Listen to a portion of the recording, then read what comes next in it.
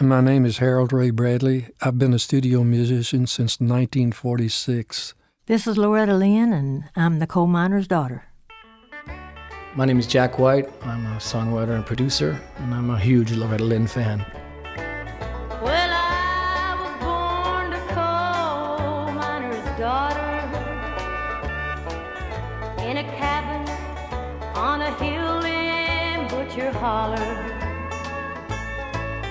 We were poor, but we had love. That's the one thing that Daddy made sure of. He shoveled coal to make a poor man's dollar. Coal Miner's Daughter is so important because it's a uniquely American tale.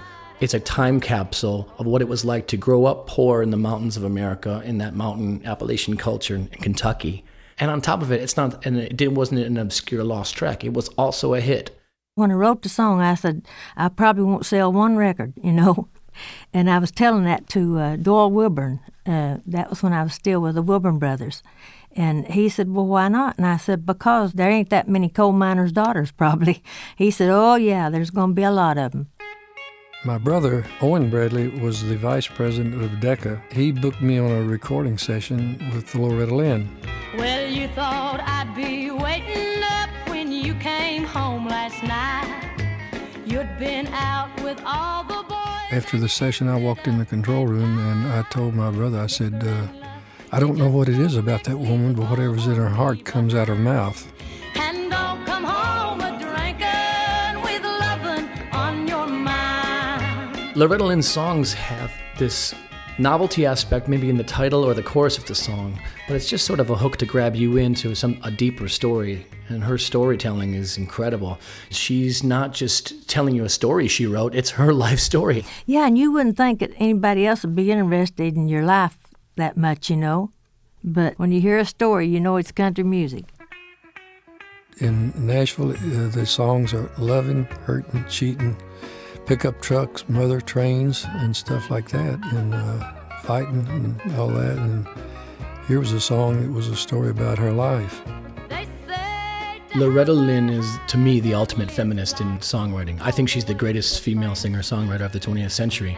For her to write songs like Don't Come Home a-Drinkin' with Lovin' on Your Mind and Fist City and One's on the Way, The Pill, these are all songs from the woman's perspective, and they were treated with respect by men in the music business, men in the country music business.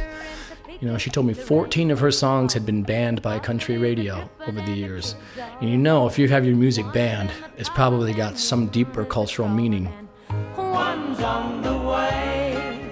Loretta also told me that there's, 12 other verses that never got into Coal Miner's Daughter. Just wonder what the rest of it was like if we'd recorded all of the verses. I think even when I hear it now, I keep wanting to listen to it from top to bottom to see how it came out. They really loved the song, so why not a book? And then I got a movie. You couldn't ask for more, could you? Well, I was born a coal miner's daughter. The song itself has this layer to it. It's like a 3-act play. There's a modulation at the end, the third act. Nothing lives here anymore.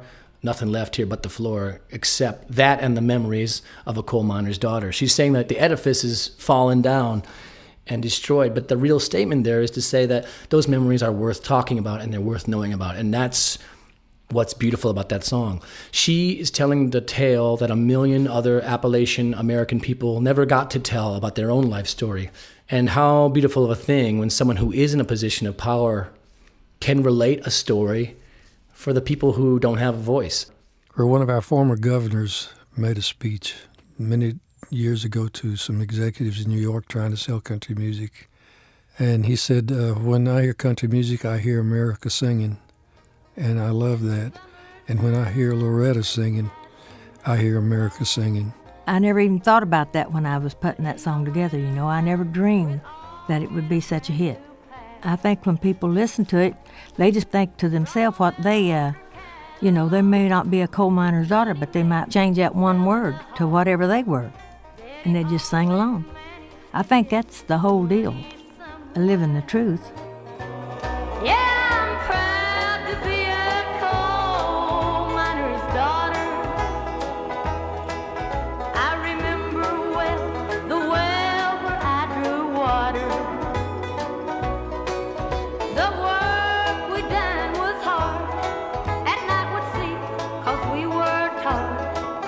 never thought of ever leaving Butcher Holler. Well, a lot of things have changed since way back then, and it's so good to be back home again. Not much left but the floor, nothing lives here anymore except the memories of a coal miner's daughter.